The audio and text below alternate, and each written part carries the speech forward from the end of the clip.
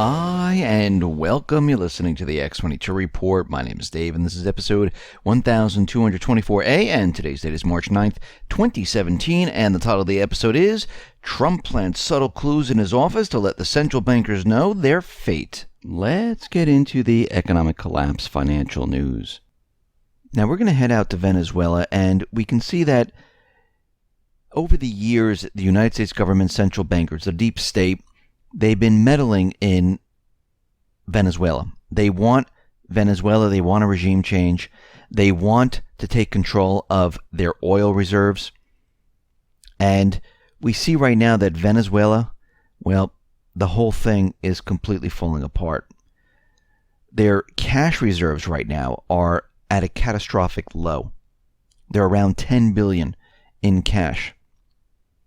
Now, even though they have the world's largest oil reserves, Venezuela's economy, well, they're struggling just to stay afloat.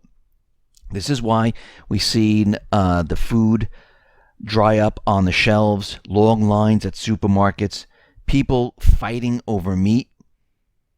And we can see right now that over these next couple of months, it looks like the Venezuelan government is going to crash. Now, this is what the United States government central bankers want. They want to get that government out of power. They want to put in a puppet government. They want to take control of the oil, just like in the Middle East. No difference. And they were hoping that this was going to work. Now, when you look at Venezuela's cash reserves, they have about 10 billion or so, and 7.2 billion of which they must use this year just to pay off outstanding debts. For instance, in 2015, Venezuela had $20 billion in reserves, and in 2011 it had $30 billion in reserves. Now it only has $10 billion, and 7.2 is going off to pay for debt. So after they pay that off, they really don't have much left. And we can see that time is ticking down. And we should take notice of this because, again, the United States government, the debt ceiling is coming up March 15th, where Congress is going to have to make a decision. Do we raise the debt ceiling and put the country into further debt? Or, you know what? We're calling it. We're done. We're not raising the debt ceiling. Now, remember, last time the Republicans didn't want the debt ceiling raised. The Democrats, they wanted it pushed up. Boehner and Obama, they came up with this deal that they pushed it off until 2017, once Obama left office. So here we are once again. There are many people out there that are saying that this time they're not going to do it.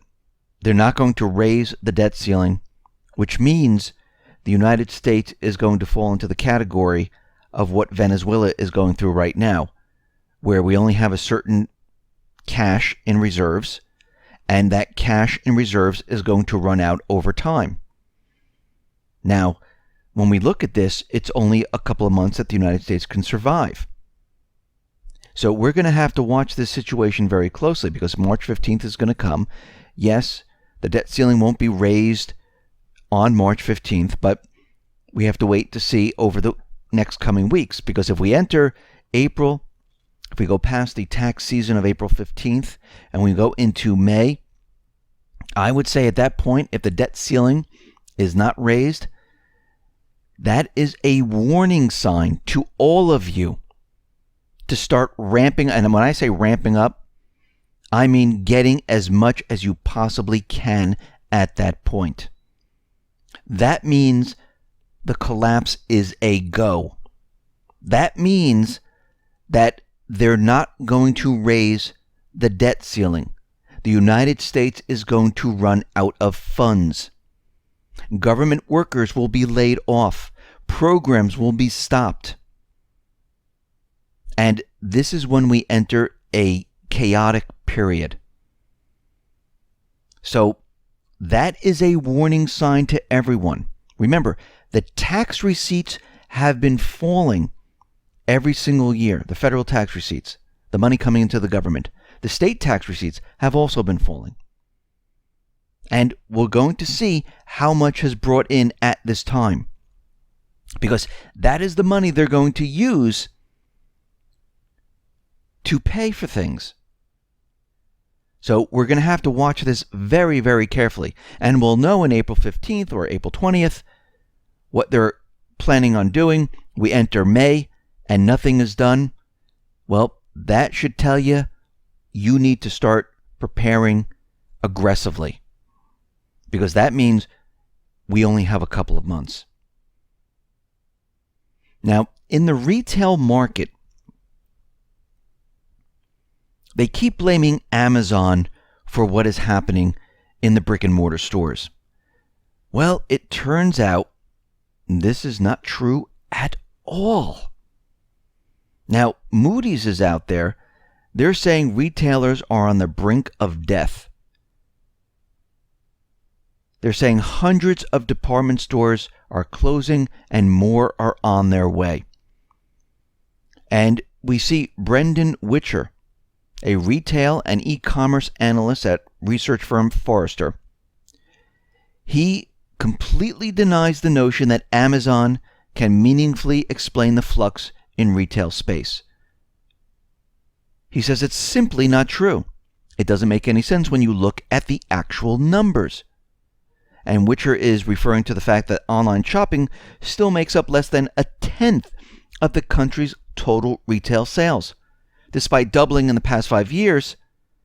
And this is often cited by the U.S. Census Bureau. It's on the corporate media, and they throw out that word, whoa, online sales, they have doubled. And this is why the brick and mortar stores can't survive, because everyone's shopping online. And as we can see, this figure is really misleading on its face because it's overly broad for most purposes. For one, it includes gas stations on the retail side, which obviously don't have any online equivalent. It also lumps together everything from groceries to auto parts and furniture, among which the ratio of online to offline sales varies greatly. And we can see that the real world industry is headed towards a bloodbath. And actually, when we listen to the CEO of Urban Outfitters, he is saying that the retail bubble has now burst, just like housing. And what he's talking about is the number of empty commercial real estate lots in the U.S.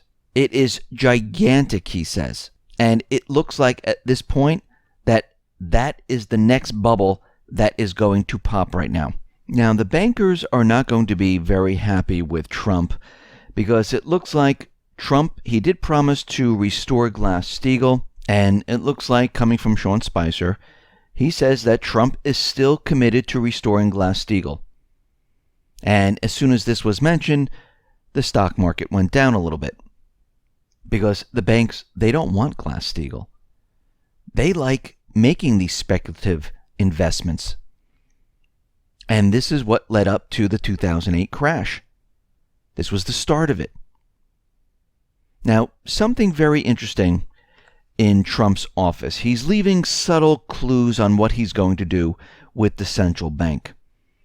And right now we know it's no secret that America is really governed by the U.S. Federal Reserve System. And the Federal Reserve, well, they're in charge of the money supply. And it's not part of the government. It's separate and apart. It's a private corporation. And we see back in April of 2016, the Treasury Secretary back then, Jacob Lew, announced that the country was going to change the $5, the $10, and the $20 bill and have a new design. And then they came out with saying that, well, the people are demanding that we change who is on the bills. And he says, we're just following the voice of the people. Now, of course, they never let us know how they came up with this. Of course, they were making this up. Their whole plan was to remove Andrew Jackson from the $20 bill and replace Andrew Jackson with Harriet Tubman. Now, everyone was like, well, he was a slave owner, he was this and he was that. Well, you have to remember the time going back to that time period. And that was the norm back then.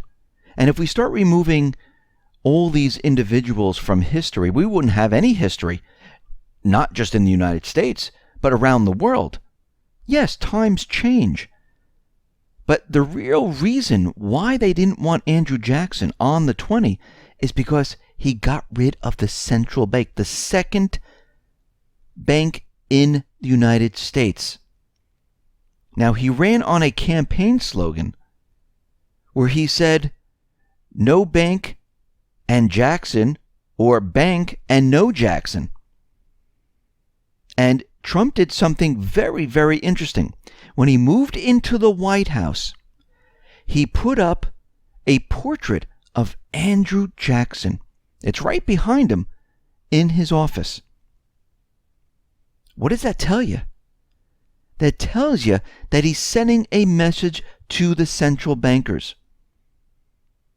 And we see right now, one of the things that Andrew Jackson said, and this really sums it up: controlling our currency, receiving our public monies, and holding thousands of our citizens in dependence. It would be more formidable and dangerous than the naval and the military power of the enemy. And what he's saying is that a central bank that is not part of the U.S. government, not working for the people, is more dangerous than the military power of an enemy. And we can see that today. And just by Trump putting up Andrew Jackson's portrait, it sends a message to the central bank saying, listen, we're coming for you. We're going to get rid of you. And this really should show everyone where we are headed, because the fate of the central bank, it looks like they are doomed. And it looks like it's time to remove the central bank. Now, when Andrew Jackson tried to remove the central bank, he actually vetoed the bill that Congress passed to extend the life of the second Bank of the United States. He vetoed it.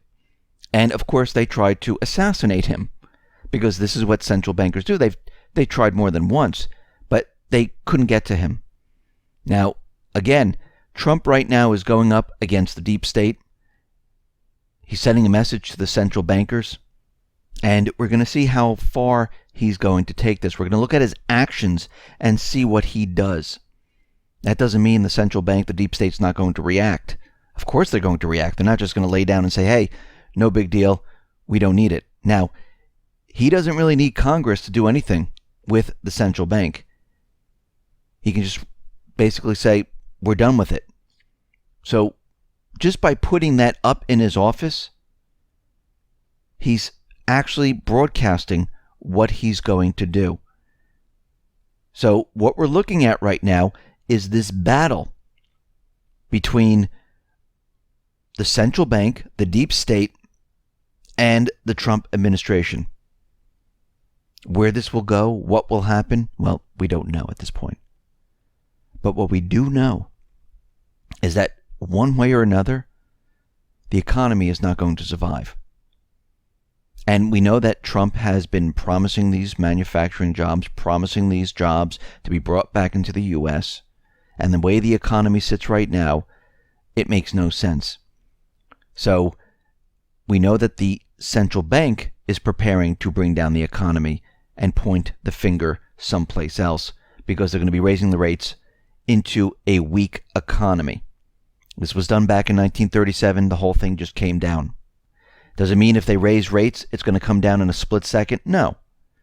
It means they're slowly doing it. 25 basis points here, another 25 basis. But we know from past reports, we said, once the central bank starts raising the rates, we know we have a certain time period. We know the debt ceiling, like I mentioned earlier, is coming up. So when we put all these pieces together, it gives us some type of signal. Then the other signal is when we see gold and silver start to shoot up. We start to put the picture together. You start to understand what is going. These are all the warning signs to let you know what is happening. So the next couple of months, very critical as we approach the debt ceiling and as we move past the debt ceiling. We need to watch this very carefully. Listen, everyone, thanks a lot for listening. Be well, be safe, and especially be prepared. Thanks a lot.